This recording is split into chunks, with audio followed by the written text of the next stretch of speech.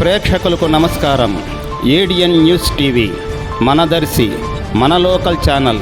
ADN news TV ప్రేక్షకులకు నమస్కారం. వార్తలు చదువుతుంది మీ ప్రసన్నారాం. ప్రకాశం జిల్లా దొనకొండ మండలం గంగదేవిపల్లిలో ప్రతి పల్లెకు ప్రజాయాత్ర కార్యక్రమం నిర్వహించడం జరిగింది. ఈ సందర్భంగా టీడీపీ ప్రకాశం మాజీ లీగల్ సెల్ అధ్యక్షుడు పరిటాల సురేష్ మాట్లాడుతూ బీసీల కోసం టీడీపీ పార్టీ నిరంతరం అండగా ఉంటుందని, వైసీపీ ప్రభుత్వం బీసీలకు తీవ్ర అన్యాయం చేసిందని అన్నారు. రాష్ట్రంలో వైసీపీ అధికారంలోకి వచ్చిన తర్వాత రైతులు అప్పులు ఊబిలో కూరుకుపోయారని, టీడీపీ హయాంలో రైతులకు సబ్సిడీ ఇచ్చి ఎంతో మందిని ఆదుకుందని, వైసీపీ ప్రభుత్వం రైతులను ఇబ్బంది పెట్టడమే ధ్యేయంగా పెట్టుకుందని అన్నారు. రైతే రాజుగా చేయాలంటే చంద్రబాబు నాయుడే అని అన్నారు. ఈ ప్రభుత్వం ఎంతో మంది ఉద్యోగస్తులను వేధిస్తుందని అన్నారు. రాష్ట్రంలో వైసీపీ పార్టీని తుదిముట్టించడానికి అన్ని వర్గాల ప్రజలు సిద్ధంగా ఉన్నారని ఆయన ఈ సందర్భంగా తెలిపారు.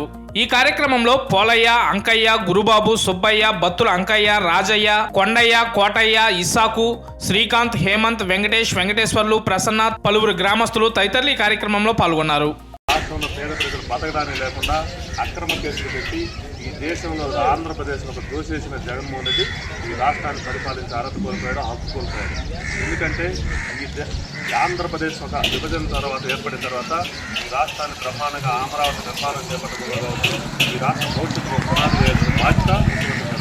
అలాంటిది రాష్ట్రంలో ఏ ఒక్కటి చేయకుండా పేద ప్రజల మీద ఇబ్బంది పెడుతూ బీసీల మీద లెక్కలేందనగా చేస్తూ బడుగు బలైన వర్గాలను ఇబ్బంది పెట్టిన ధ్యేయంగా పనిచేశారు.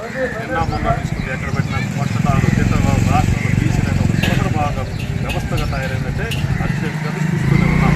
కాబట్టి తెలుగుదేశం పార్టీ అధికారంలోకి వచ్చిన తర్వాత ఎస్సీ యాక్ట్ లాగా బీసీలకు రక్షణ చట్టం పెట్టారు. బీసీ రక్షణ చట్టం ప్రభుత్వమే బరాయించి బీసీలు ఏదైనా అంటే వాళ్ళందరి మీద కేసులు పెట్టి వాళ్ళకి శిక్ష పడే వరకు ప్రభుత్వం పోరాటం సూపర్ 6 పథకాలు పెట్టారు. మీ అందరికీ ప్రతి ఒక్కరికి తెలుసు. అంటే మహిళలకు ఉచిత ప్రయాణం కావచ్చు, యువత మన పిల్లలకి చిన్నపిల్లలు చదువుకోవడానికి పిల్లవాడికి 15,000 కానీ అంతమందికి అమ్మఒడి అట్లాంటివి. అలాగే మంచినీటి సదుపాయం ఈ విధంగా పథకాలు ప్రమాణమైన పెట్టారు. పేద ప్రజలు దృష్టిలో పెట్టుకుని చంద్రబాబు నాయుడు నిరంతరం పనిచేస్తుంటారు. కాబట్టి మీ అందరూ రాబోయే తెలుగుదేశం పార్టీ గెలిస్తే తప్ప ఈ రాష్ట్రాన్ని అమ్మేసిన పరిస్థితి ఈరోజు జగన్మోహన్ రెడ్డి చేస్తున్నారు. మీ అందరూ తెలుసుకొని ఒకరే తెలియజేసి రాబోయే ఎన్నికల్లో కలిసికట్టుగా పనిచేసి తెలుగుదేశం పార్టీ జనసేన కూటమితో బ్రహ్మాండమైన మెజారిటీతో గెలిపిస్తారని గ్రామస్తులు